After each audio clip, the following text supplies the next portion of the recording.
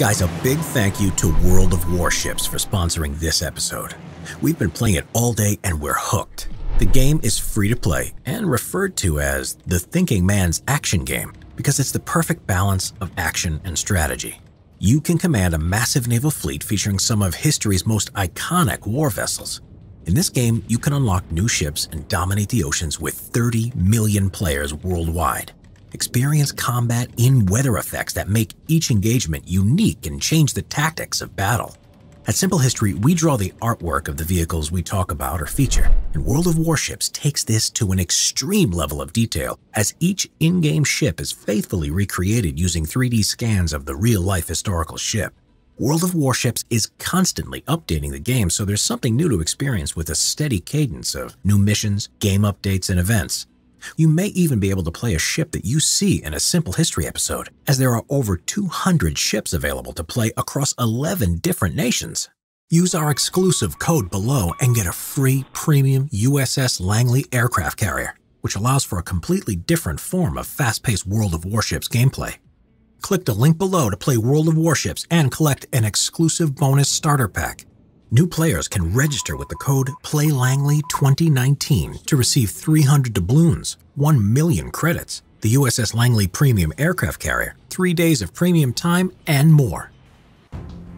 The ship that escaped capture disguised as a tropical island. World War II. HNLMS Abraham Crijnssen was a Dutch minesweeper built in the 1930s. There were many Allied ships present in Java, but the HNLMS Abraham Crijnssen would be one of the few and last to escape from the overwhelming Japanese forces in 1942 because of one ingenious idea. The minesweeper belonging to the Royal Netherlands Navy was stationed at Surabaya in the Netherlands East Indies, along with several other ships when the Japanese forces were sweeping through the Pacific and crushing the Allies.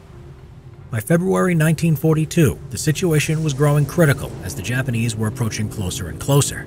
After defeating a combined American, British, Dutch, Australian fleet at the Battle of the Java Sea and the Battle of Sunda Strait the next day, the sea was now swarming with Japanese warships and the skies were covered with Japanese aircraft. Considering there were destroyed Allied cruisers and destroyers everywhere, there was zero chance of surviving an attack for a small minesweeper. All of the remaining Allied vessels were ordered to withdraw to Australia, those remaining being HNLMS Abraham Crijnssen and 3 other ships. HNLMS Abraham Crijnssen was an easy target, slow-moving and very lightly armed with a 3-inch gun and 2 Oerlikon 20mm cannons.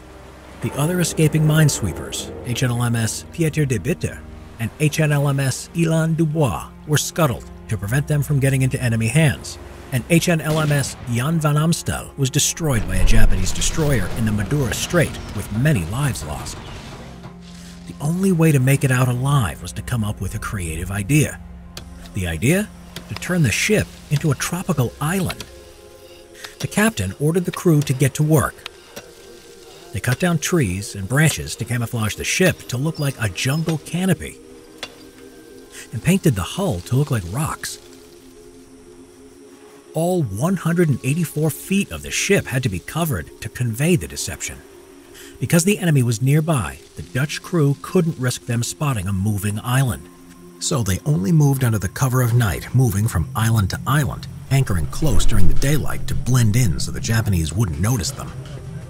For 8 days, the HNLMS Abraham Crijnssen and her crew sneaked past the Japanese ships and aircraft and reached Fremantle, Western Australia on March 20th, 1942, the only minesweeper of the 4 to make it out and the last vessel to successfully escape from Java. The HNLMS Abraham Crijnsson's service did not end there, however.